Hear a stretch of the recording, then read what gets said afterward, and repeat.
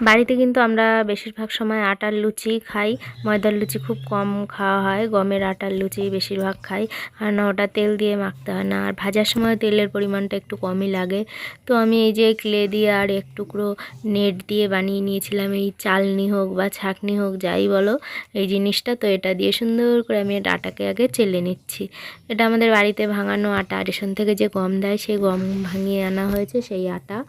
আর আটাগুলো একদম মিহি পাউডার, খুব সুন্দর। তো এই আটা দিয়েই আমরা ঘরে সবসময় লুচি বানিয়ে খাই বা রুটি খাই। আর আজকে আমি সেই আটা দিয়ে কি সুন্দর ফুলকো ফুলকো লুচি হয় সেটাই তোমাদেরকে দেখাবো।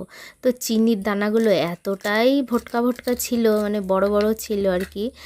তো এটাকে আমি একটু গুঁড়ো করে নিলাম, এই যে অল্প একটু ঘষে ঘষে একটু গুঁড়ো করে নিলাম, নিয়ে এর মধ্যে দিয়ে দিলাম। মিষ্টি মিষ্টি লাগবে চিনি দেওয়ার ফলে। এমনিতে চিনি না দিলেও কোনো ব্যাপার না, অনেকে কালো জিরে দেয়, মৌরি দেয়, যার যেটা ভালো লাগে। তো আমিও সবার কিছু দিলাম না, কারণ আমাদের বাড়িতে ওসব কেউ পছন্দ করে না। লুচিটা লুচি প্লেনভাবে খেতেই সবাই পছন্দ করে। তো এই যে আমি সুন্দর করে কুচু কুচু করে মেখে নিচ্ছি। আবার নিচে পড়েও যাচ্ছে, ওটাকে তুলে ফেলে দিলাম, নাহলে এক্ষুনি পিঁপড়েরা সব চলে আসবে দল বেঁধে খাওয়ার জন্য।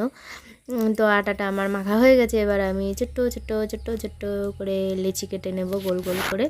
আর লেচি কাটার জন্য ওই যে আগে প্রথমে একটু তেল নিয়ে নিই। আমি কিন্তু এটাকে মাখার সময় এক ফোঁটাও তেল দিইনি, এখন এই পাত্রটার মধ্যে রাখবো দেখে একটুখানি তেল এটার মধ্যে মেখে নিচ্ছি, যাতে আর কি পরে যখন এইগুলো লেচিগুলো তুলে আর কি লুচিটা বেলবো তখন যেন এটার সঙ্গে লেগে না থাকে।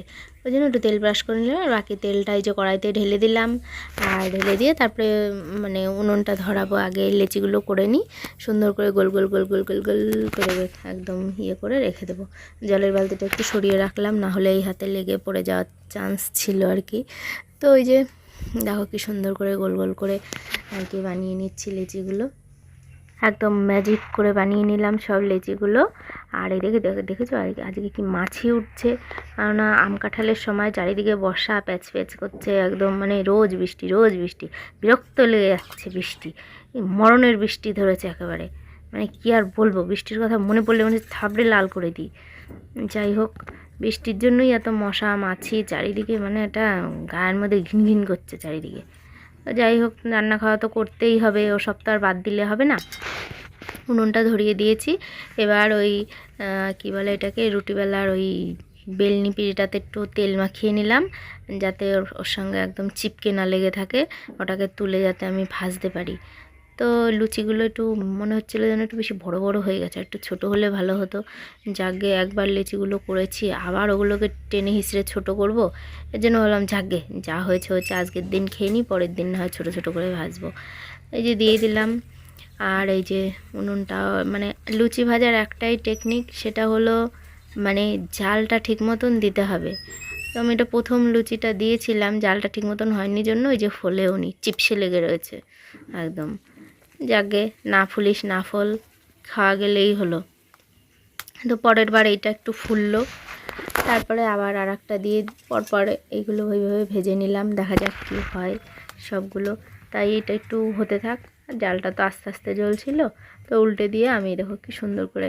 আর এই বেলনি পিঁড়িটা এত সুন্দর লুচি বেলা হয় কি বলবো, আমার তো হেব্বি ভালো লাগে এটার মধ্যে লুচি বেলতে। লুচি বা রুটি বলো, আগের দিন রুটির ভিডিও ছেড়েছিলাম, ওটাও তোমরা অনেক লাইক করেছো, মানে অনেকে দেখেছো পছন্দ করেছো, ওটাও ভালো ভিউ এসেছিলো। আর দেখে আজকে লুচির ভিডিওতে কে কে লাইক কমেন্ট করে।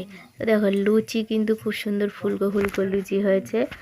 তোমরা কিন্তু কেউ আর লোভ দিও না, আর লোভ দিলেই কেউ খেয়ে পরের দিন সকালে কোথায় কোথায় চলে গেছে তার নেই ঠিক, সারও তৈরি হয়ে গেছে। যাকগে, আজকে তোমাদের দেখালাম আর কি এটা ভিডিওটা এতদিন পরে। আর আমি তোমাদের আজকে আমার এই একই লুচি ভাজা লুচিবেলার ভিডিও দেখিয়ে বিরক্ত করবো না, চলে যাচ্ছি আজকে। ভালো থেকো সবাই, টাটা, দেখা হবে পরের ভিডিওতে। আর দেখেছো তো লুচিগুলো কি সুন্দর হয়েছে, চিপসা চিপসা। টাটা।